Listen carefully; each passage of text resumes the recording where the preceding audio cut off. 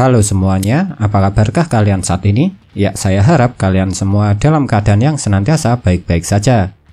Manga Kimetsu no Yaiba chapter ke-205 yang merupakan chapter terakhir sekarang telah rilis. Oleh sebab itu, seperti biasa, jika manga Kimetsu no Yaiba chapter terbarunya rilis, saya akan membuat pembahasannya. Pada chapter yang lalu, di halaman dan panel terakhir, kita memang telah diperlihatkan dengan bangunan-bangunan tinggi yang itu menandakan kalau akhir cerita dari manga Kimetsu no Yaiba akan menunjukkan kisah masa depan dengan sebuah era yang sudah sangat berbeda. Dan menariknya, pada chapter kali ini di awal-awal cerita, kita malah langsung diperkenalkan dengan dua karakter yang berasal dari keluarga Kamado, yaitu Kamado Kanata yang berusia 16 tahun dan Kamado Sumihiko yang berusia 15 tahun. Dan jika dilihat, sosok Kamado Sumihiko sangat mirip atau lebih tepatnya memiliki wajah yang sama dengan Tanjiro yang memang merupakan leluhur keluarga Kamado. Tapi jika kalian perhatikan, sosok Kamado Kanata yang digambarkan memiliki warna mata ungu itu meskipun berbeda jenis kelamin, namun kalau menurut saya Kanata memang sangat mirip dengan Kanao. Memang benar tidak ada bukti jelas mengenai hal ini. Tapi jika Kanata bisa mirip dengan Kanao, itu berarti besar kemungkinan kalau pada akhirnya Tanjiro benar-benar menikah dengan Kanao. Dan jika Tanjiro benar-benar menikah dengan Kanao, itu berarti Gotoge Koyoharu Sensei telah mengabulkan keinginan para penggemar manga Kimetsu no Yaiba ini. Karena memang banyak sekali penggemar manga Kimetsu no Yaiba yang menginginkan Tanjiro dan Kanao bisa berpasangan dan menikah.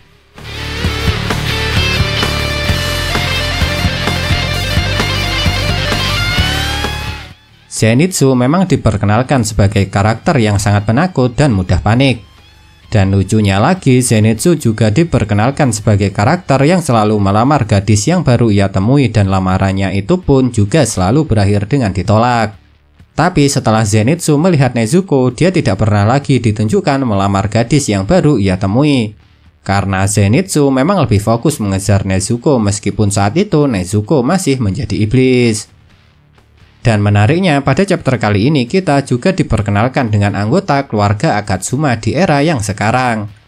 Dan anggota keluarga Agatsuma pertama yang diperkenalkan adalah Agatsuma Yoshiteru yang memiliki wajah dan kepribadian yang sangat mirip dengan Zenitsu. Dan yang membedakan Zenitsu dengan Yoshiteru adalah cuma dari warna rambut mereka saja. Karena Zenitsu memiliki warna rambut kuning sedangkan Yoshiteru memiliki warna rambut hitam. Tapi yang lebih menarik lagi, ternyata Yoshiteru memiliki seorang kakak perempuan yang bernama Touko. Dan yang bikin menarik adalah Touko memiliki wajah yang sangat mirip atau sama dengan Nezuko, adik dari Tanjiro.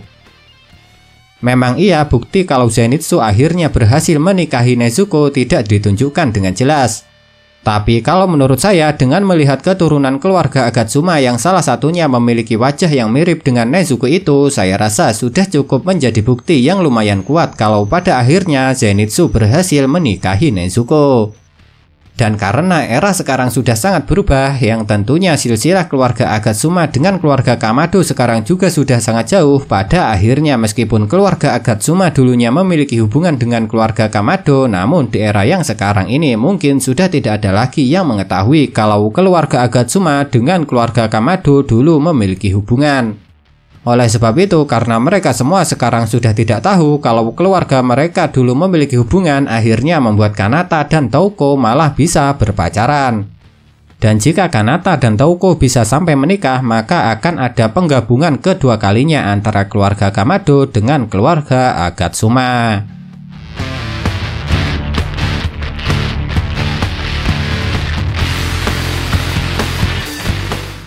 Keluarga Ubuyashiki adalah keluarga yang memimpin dan mungkin juga yang membentuk organisasi pemburu iblis. Dan jika saya tidak salah ingat, keluarga Ubuyashiki memiliki penyakit yang turun-temurun terus menjangkit keturunan keluarga Ubuyashiki ini. Oleh sebab itu, anggota keluarga Ubuyashiki tidak ada yang dapat hidup dengan umur panjang.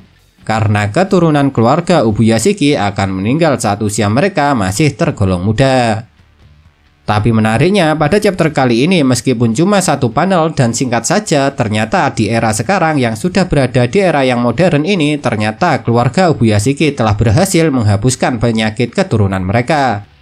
Karena pada chapter kali ini di dalam siaran yang berasal dari TV mengatakan kalau Ubuya Shiki menjadi manusia dengan usia tertua di Jepang dan membuat dia menjadi pemegang rekor.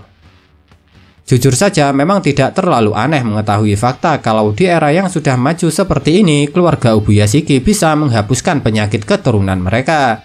Karena tentunya sekarang sudah banyak sekali dokter-dokter hebat dan obat-obat yang telah diteliti untuk mengobati segala jenis penyakit. Oleh sebab itu, jadi mungkin saja pada akhirnya karena era terus berkembang, keluarga Ubuya Shiki berhasil menemukan obat yang dapat memutuskan rantai penyakit keturunan mereka.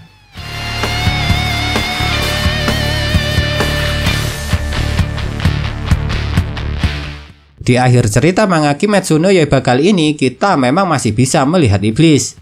Dan iblis itu adalah Yushiro dan kucing peliharaannya yaitu Chachamaru. Dan karena Yushiro adalah iblis, jadi meskipun era telah berubah, sampai sekarang wujud Yushiro sama sekali tidak berubah, masih sama seperti yang dulu. Tapi menariknya, pada chapter kali ini terungkap fakta kalau ternyata Yushiro tidak meneruskan apa yang dulu dia pelajari dari Tamayo. Karena sekarang Yushiro malah memilih menjadi seorang pelukis. Dan mengharukannya, semua lukisan yang dibuat oleh Yushiro adalah lukisan gambar Tamayo, wanita yang paling berharga dan paling dicintai oleh Yushiro. Dan hebatnya, gambar Tamayo yang dilukis oleh Yushiro ini telah dipuji-puji di seluruh dunia dan mulai menarik perhatian. Oleh sebab itulah pada akhirnya Yushiro menjadi pelukis terkenal namun tetap misterius yang selalu menggambar wanita bernama Tamayo. Karena tentunya Yushiro tidak akan mau kalau identitasnya sebagai seorang iblis sampai diketahui oleh orang lain. Memang benar cukup mengejutkan mengetahui fakta kalau Yushiro sekarang memilih menjadi pelukis. Tapi kalau menurut saya alasan kenapa Yushiro memilih jadi pelukis adalah karena dengan dia menjadi seorang pelukis maka Yushiro bisa terus mengingat Tamayo. Karena sebelumnya Tanjiro juga mengatakan kalau cuma Yushiro sendirilah yang dapat terus mengingat Tamayo selamanya. Oleh sebab itu, demi agar dia dapat terus mengingat Tamayo selamanya dengan sempurna, Yushiro memutuskan menjadi pelukis agar dia bisa terus melukis Tamayo.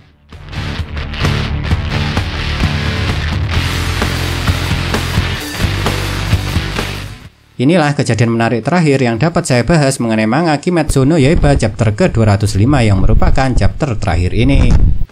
Pada chapter kali ini, kita memang bukan cuma diperlihatkan dengan keluarga Kamado dan keluarga Agatsuma saja yang memiliki wajah yang mirip seperti leluhur mereka. Tapi karakter lain pada chapter kali ini juga diperlihatkan reinkarnasinya. Seperti Uzui yang tentunya reinkarnasi dari Uzui Tengen yang menjadi atlet terkenal.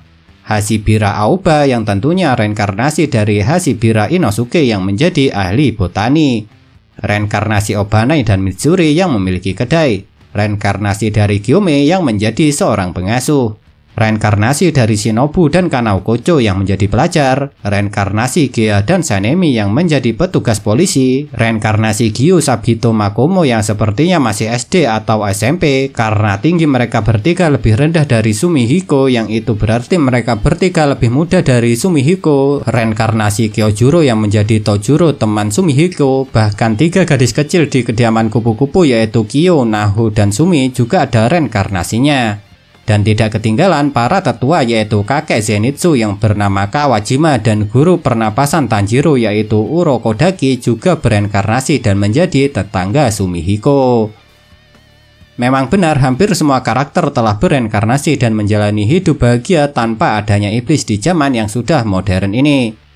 Tapi jika saya lihat-lihat lagi, ada satu karakter yang tidak ada reinkarnasinya, yaitu reinkarnasi Aoi Kanzaki, salah satu wanita yang juga bertugas di kediaman kupu-kupu. Dan selain Aoi Kanzaki, keluarga Ubuya Shiki juga tidak ditunjukkan reinkarnasinya.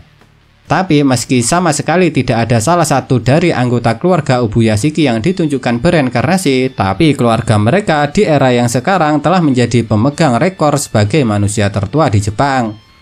Atau mungkinkah Aoi pada akhirnya menikah dengan Inosuke? Karena pada chapter yang lalu kita memang bisa sedikit melihat kedekatan antara Aoi dengan Inosuke sebelum Inosuke ikut dengan Tanjiro ke rumah keluarga Kamado.